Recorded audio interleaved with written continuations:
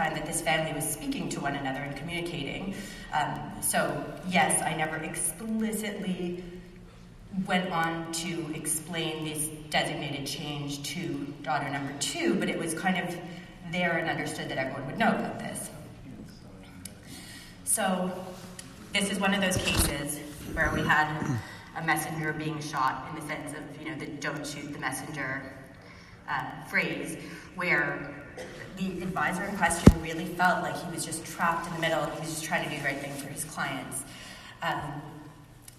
One of the problems we had in defending this claim, which I'm presenting as I hope is fairly explainable and an advisor acting fairly innocently, is that the conversations that the advisor had had with the mom originally about what she wanted to do with her monies and what she envisioned happening to her monies had never really been properly documented. And this is an advisor who does have fairly good notes generally, but this was something that was left out. And when Tina mentioned, we need to document our files, this is one of the reasons. So we end up with holes in the record that can be explained, but not in the best way. We also learn in the course of dealing with this type of claim and in this type of litigation that, even when we do have documentation, it might be left open to interpretation. So we figure in defending this claim, well, if this is truly the mother's intentions, and we have a daughter number 2 who's saying, my mother never intended this, and that's kind of the theory of her case. Well, let's just get some evidence that this was the mother's intention, and then we can defend in that way. So we get the file from the estate lawyer thinking this will reflect it.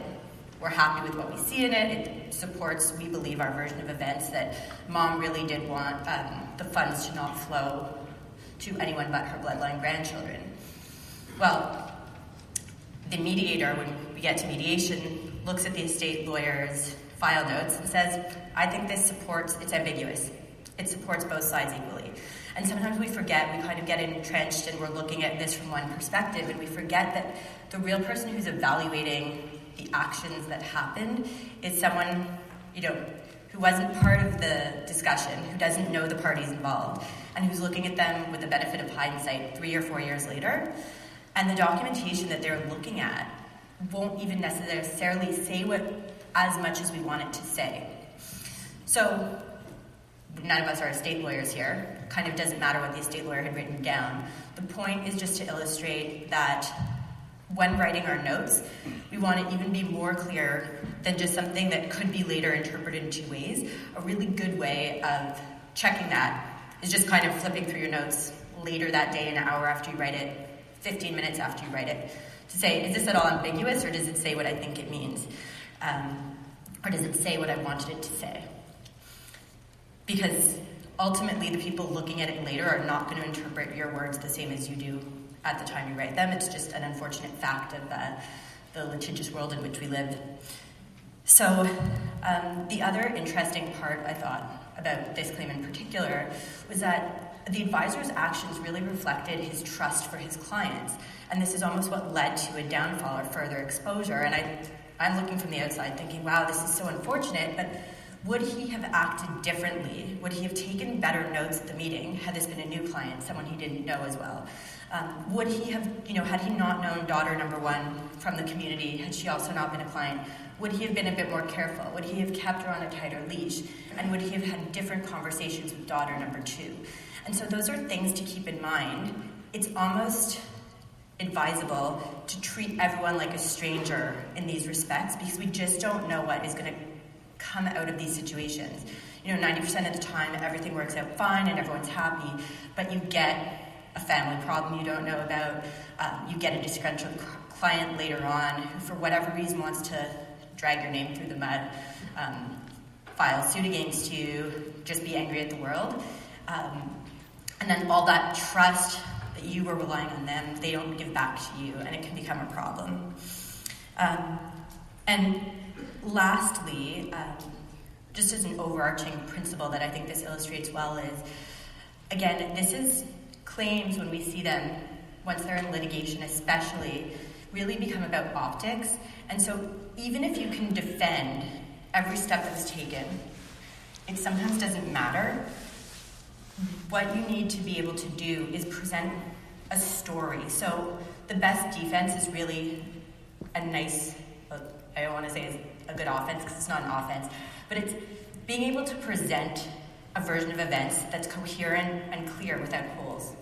The more a judge, a mediator, an opposing lawyer has the opportunity to say, well, why didn't you do this? Or why did you do this? It seems off. Even if you can explain it, as soon as you get 3, 4, 5 of those instances where they're questioning something in one story, and then it has to be explained, your exposure essentially goes up. It's more likely that a court will ultimately find that you did something wrong, even if all those things are explainable, because of the amount of questions being asked.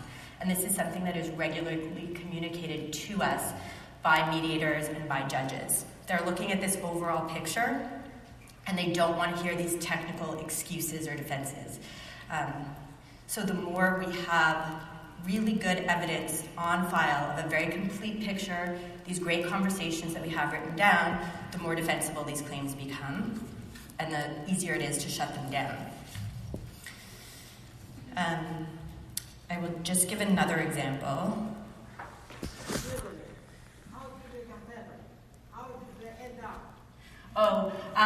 So we settled that. The advisor ended up contributing some of his own money because he was worried about the reputational risk. But the advisor is not obligated to talk to the second daughter who was not in contact. The advisor must talk to the policyholder. So once the yeah. So I won't get into too much, but essentially what ended up happening is because when the segregated funds passed along to both daughters, that second daughter became then a client. There was a relationship that was created. And so we evaluated exposure for having not flagged some issues in those discussions. But either way, I agree with you. It was a limited exposure on the advisor in a legal sense. The problem is we're in a small town, and this person's getting dragged through what could have been a 3-4 year litigation. So there was a desire to shut down this claim that was kind of haunting everyone. And this is the problem. Like, we often end up paying out, having requests to pay out, having advisors pay out on claims because they are damaging in time, in reputation, in all sorts of ways, even if the legal liability is not as clear-cut. In this case, we did definitely see some based on the way the relationship progressed. And there's some other factors that make it a little bit more complicated that I won't get too into. But it's the unfortunate reality of what it is. If it's okay, I'll take questions at the end just so I can get through the material. Sorry.